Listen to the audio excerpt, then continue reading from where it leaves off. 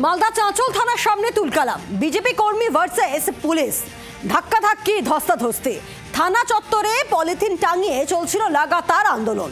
আইএসএর সঙ্গে দেখা করতে চেয়ে অবস্থান বিক্ষোভে গেরুয়া ব্রিগেড। পুলিশের তরফে জোর করে পলিথিন খুলে দেওয়ার অভিযোগে উত্তপ্ত হয়ে ওঠে পরিস্থিতি। দফায় দফায় ঝামেলা বাঁধে দুপক্ষের।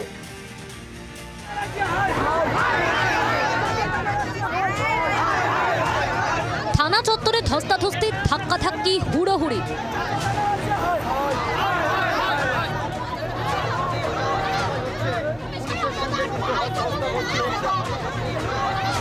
পুলিশ ও বিজেপি কর্মীদের মধ্যে খণ্ডযুদ্ধ। ব্যারিকেড ভাঙার চেষ্টা বিক্ষোভকারীদের।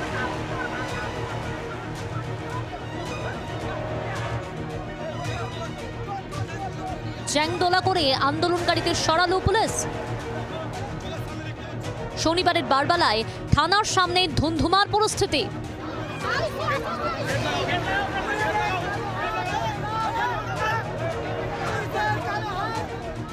ঘটনার সূত্রপাত দিন কয়েক আগে। গত 29 আগস্ট চাঁচল গ্রাম পঞ্চায়েতের আশ্রমপাড়ায় দুই বিজেপি নেতার মধ্যে ঝামেলা বাঁধে।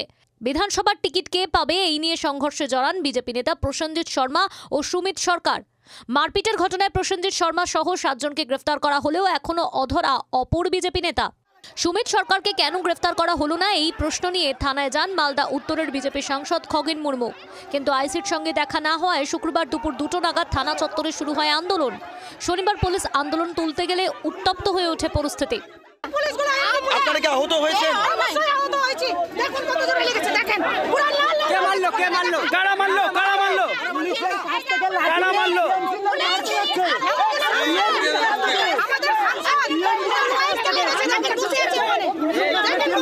আপনাদেরকে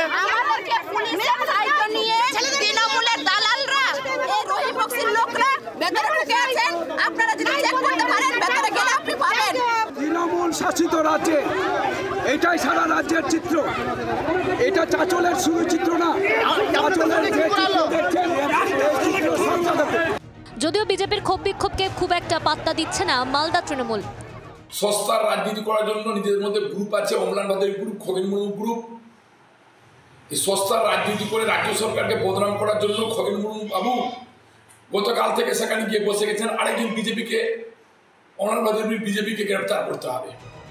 চাঁচল থানার সামনেই অসুস্থ হয়ে পড়েন বিজেপি সাংসদ, পরে তাকে হাসপাতালে ভর্তি করা হয়। সব মিলিয়ে বিজেপির গোষ্ঠীদ্বন্দ্বের আঁচ গিয়ে পড়ল চাঁচল থানায়। বিজেপির অপরপক্ষের নেতাকে পুলিশ গ্রেফতার না করায় থানার সামনে বিক্ষোভে বসলেন স্বয়ং বিজেপি বিধায়ক। মালদা থেকে রণজয় সিংহের রিপোর্ট, জি 24 ঘন্টা। বাংলার আওয়াজ, বাঙালির আবেগ, জি 24 ঘন্টা।